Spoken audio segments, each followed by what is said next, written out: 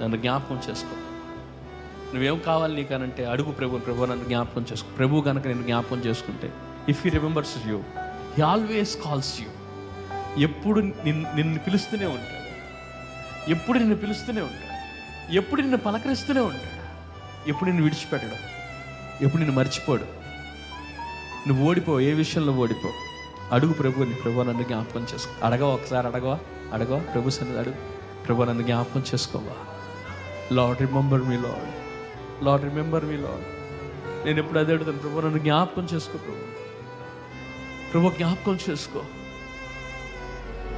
ప్రభు నిన్ను జ్ఞాపకం చేసుకోవడం అంటే ఏం జ్ఞాపకం చేసుకోవడం తెలుసు? ఏం జ్ఞాపకం చేసుకోవడం తెలుసా? నువ్వు చేసిన పరిచర్య జ్ఞాపకం చేసుకుంటా, నువ్వు దేవుని కొరకు ఎట్లా కష్టపడుతున్నావు జ్ఞాపకం చేసుకో. నేను జ్ఞాపకం చేసుకోండి, నువ్వు ఏం చూసి జ్ఞాపకం చేసుకోవాలి నిన్ను? హల్లెలూయా, ప్రైజ్ ద లార్డ్.